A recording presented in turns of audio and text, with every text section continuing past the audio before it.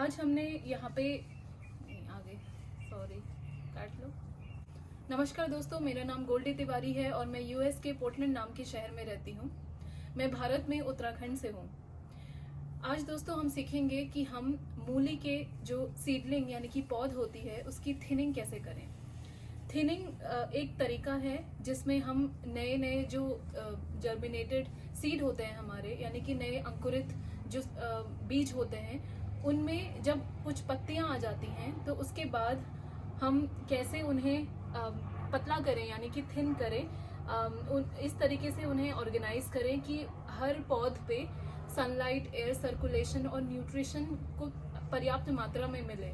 उस प्रोसेस को कहते हैं थिनिंग। तो इसमें बेसिकली हम करते क्या हैं कि अगर इस तरीके के कुछ झुरमुट हैं, कुछ घने पौध एक साथ हो गई हैं, तो हम उनमें से कुछ पौध निकाल लेते हैं और वहाँ पे सबसे ज़्यादा जो हेल्दी हष्ट पुष्ट पौध है उसको रहने देते हैं। तो इस तरीके से हम पौध से पौध के बीच में जो एक स्पेसिंग है उसको मेंटेन करते हैं। ऐसा करने से एक पौध के आसपास एयर सर्कुलेशन अच्छा होता है, और क्योंकि ये मूली का पौधा है तो इसकी जो हमारी उपज है वो ज़मीन के नीचे आएगी। तो ज़रूरी है कि हम एक जगह पे एक से दो से ज़्यादा पौध नहीं रखें, क्योंकि अगर जब इस पे मूली नीचे आने लगेगी तो उसमें कंपटीशन बढ़ेगा। अगर दो मूली की पैदावार साथ में आ रही है तो स्पेस के लिए दोनों में प्रतिस्पर्धा होगी। उस प्रतिस्पर्धा को कम करने के लिए भी थिनिंग की जाती है। तो देखिए दोस्तों, थिनिंग करने का तरीका क्या है।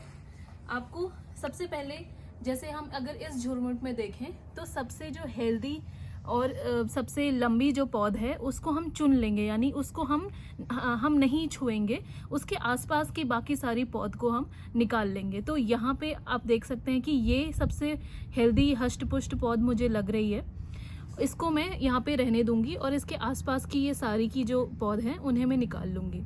थिनिंग का सबसे एक बड़ा प्रिंसिपल है कि आप थिनिंग तभी करें जब आपकी जो पौध है, आपकी जो सीडलिंग है, उसमें कम से कम 2 पत्तियां आ गई हों। तो आप देख सकते हैं कि यहाँ पे सब में 2 पत्तियां आई हुई हैं। थिनिंग करने के लिए या तो आप जड़ से दूसरी पौधों को निकाल सकते हैं, तो मैं इन पौध को निकालूंगी, इसको रहने दूंगी, और या फिर आप एक कैंची की मदद से बस ऊपर ऊपर इन्हें छांट सकते हैं। अगर आप इन सीडलिंग्स को, इन पौध को फिर से यूज़ करना चाहते हैं, कहीं और ट्रांसप्लांट करना चाहते हैं, तो आप इन्हें जड़ से निकाल लें। और अगर आप नहीं यूज़ करना चाहते हैं तो आप इसे कैंची की मदद से ऊपर ही ऊपर काट के फेंक दें। मुझे क्योंकि अपने सीडलिंग्स को बर्बाद नहीं करना है, उनको फुल यूज़ करना है, तो मैं इन्हें जड़ से निकाल लूँगी। तो मैं इसे रहने दूँगी क्योंकि ये सबसे हेल्दी मुझे दिख रही है, और बाकियों को मैं कुछ इस तरीके से अच्छे से उनकी जड़ खोजते हुए निकाल लूंगी। थोड़ी मिट्टी के साथ में निकाल लूंगी ताकि दूसरी जगह में वो मैं लगा सकूं उसे। हमें ध्यान देना है कि हम जो पौधा है जिसको हम रखना चाहते हैं उसको हम ज़्यादा डिस्टर्ब ना करें। तो ये मैंने बाकी पौध निकाल ली है और ये हमारा एक सीडलिंग हमने यहाँ छोड़ दिया है। अब हमें क्योंकि जो सीडलिंग टू सीडलिंग डिस्टेंस है वो भी मेंटेन करनी है। 2 मूली के पौध के बीच में हम करीब 2 इंच की दूरी रखेंगे। यहाँ पर मैं ऐसे नाप लूँगी, मैं ऐसे नापती हूँ।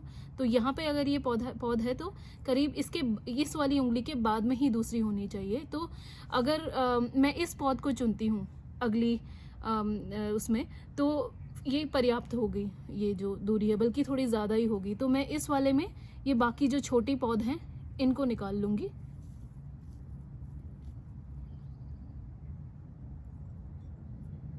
और एक और यहाँ पे है, क्योंकि मुझे दोनों ही हष्ट पुष्ट लग रही हैं तो मैं ये एक निकाल लूँगी।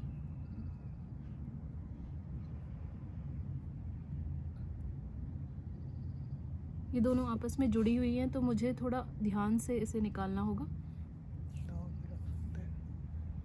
तो ये मैंने यहाँ रहने दिया है। ये इससे बल्कि ज़्यादा ही है डिस्टेंस, ज़्यादा में कोई गड़बड़ नहीं, लेकिन अगर 2 इंच से कम नहीं होने चाहिए दोनों के बीच में डिस्टेंस। और वैसे ही मैं यहाँ पे, क्योंकि ये पौधा मुझे ज़्यादा हष्ट पुष्ट लग रहा है और ये अंतर हम में मेंटेन करते हुए बाकी इन दोनों को यहाँ से निकाल लूँगी।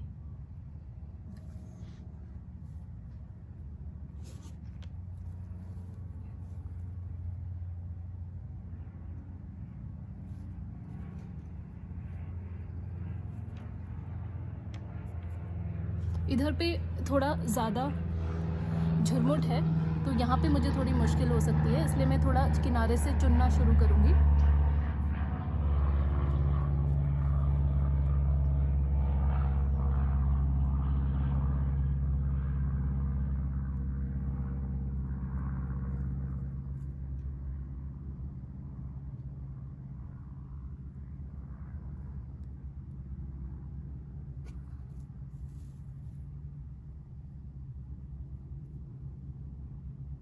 अब क्योंकि ये दोनों आपस में जुड़ी हुई हैं तो मेरा इन्हें ज़्यादा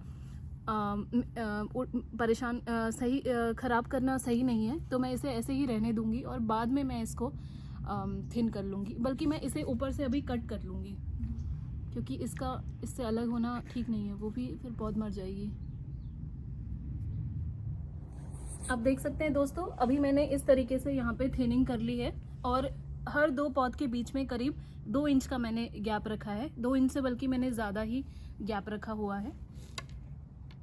और अब मेरे पास में, क्योंकि ये थिन्ड सीडलिंग्स हैं और इनको भी मैं यूज़ करना चाहती हूँ, तो मैं क्या करूँगी कि यहाँ पर एक रेक्टेंगुलर मैं बनाऊँगी पैटर्न और यहाँ पे भी मैं इन सीडलिंग्स को लगा लूँगी। तो मेरे पास अभी क्योंकि स्पेस है तो मैं इसको यूज़ करूँगी। तो ये मैंने ले लिया 2 इंच यहाँ पे डिस्टेंस, और मैं यहाँ पे एक कोई भी हेल्दी सीडलिंग निकाल के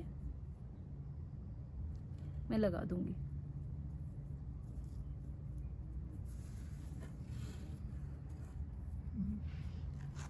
इसी तरीके से ये करीब 2 इंच का एक गैप है और 2 इंच का गैप मैं यहाँ पे लूँगी और मैं करीब यहाँ पर एक हेल्दी सीडलिंग लगा लूँगी।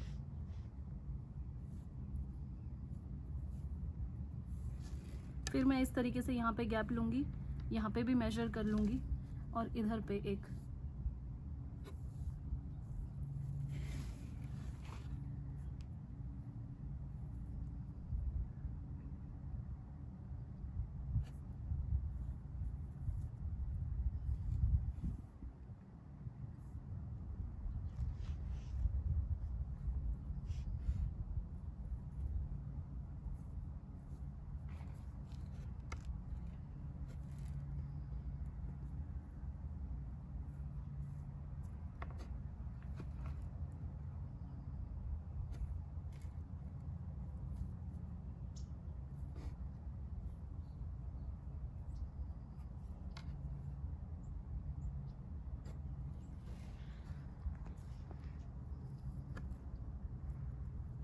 तो इस तरीके से मैंने एक दूसरी रो यहाँ पे अपने मूली के सीडलिंग्स की तैयार कर ली है।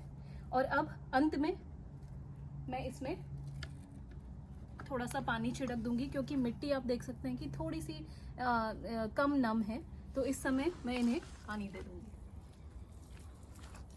थिनिंग करने के बाद हो सकता है कि जो पौधा आपने छोड़ी है उसकी जड़ें थोड़ी डिस्टर्ब हो गई हों, तो कुछ दिनों में आप नोटिस करते रहिएगा, ऑब्जर्व कीजिएगा कि कैसा इन पे थिनिंग का असर पड़ रहा है। अगर पौध कमज़ोर हो जाती है तो घबराने की बात नहीं है, आपके पास में बहुत पर्याप्त पौध निकली है, आप उसकी जगह उसे डाल दीजिएगा। तो इस तरीके से मैं इसमें पानी छिड़क के अपनी थिनिंग की प्रोसेस को मैंने ख़त्म कर लिया है। तो कैसा लगा आपको ये वीडियो? आशा है कि आपको ये वीडियो पसंद आया होगा। देखने के लिए धन्यवाद।